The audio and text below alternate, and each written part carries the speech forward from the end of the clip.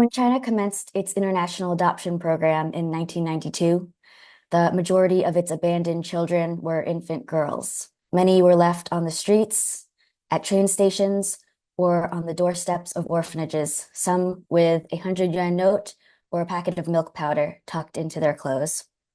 I was one of them.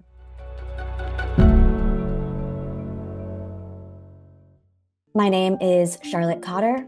I was adopted at 5 months old by an American couple several months after I was left on the steps of a building in China with nothing but a small handwritten note with the date and time of my birth.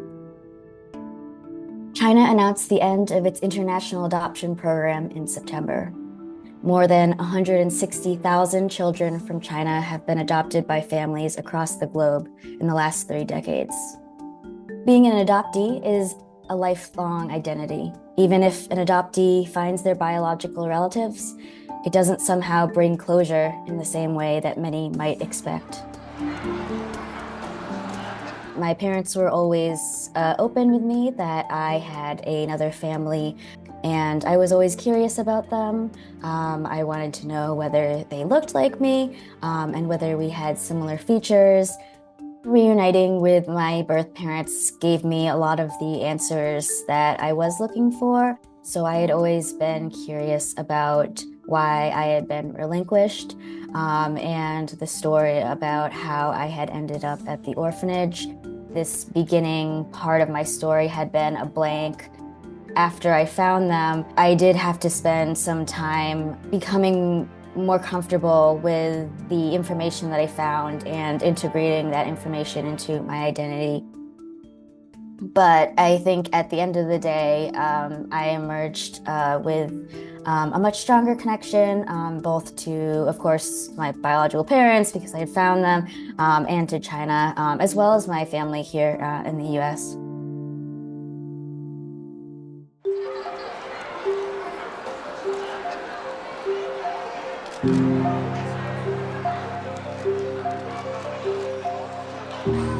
It was very complex. I think there was a lot of relief that I had found them, a little bit of anxiety because this is the first time I'm meeting them, so I'm not sure whether they're going to like me or what they're going to think of me. The relationship with my youngest brother, because our fates are so intertwined, was the deepest connection that I was able to make there among the siblings. Given the circumstances of my biological family at the time and the one-child policy, all of these things led to both of our lives being the way that they are. And because I was a girl, I was given up, and because he was a boy, he was kept. And so I think many might think I might be envious or kind of angry, and I think there was some sense of having to process some of these emotions.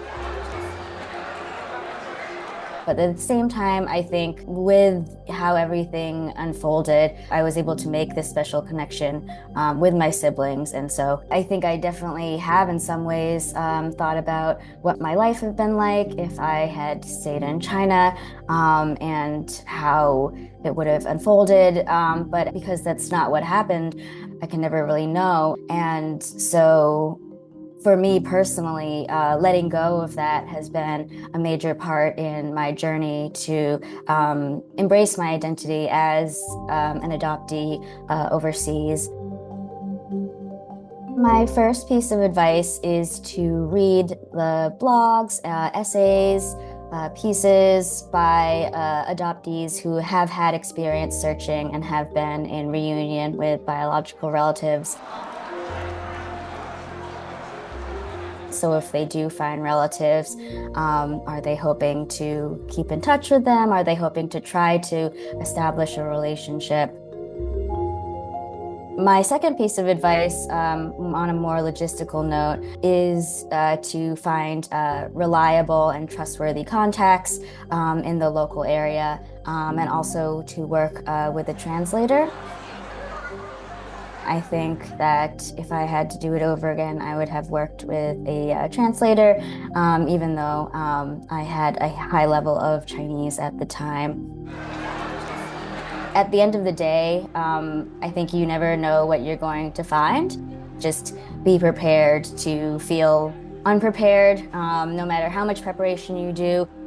Once you've put in all this groundwork, there is a level of just being sort of open to whatever happens, happens.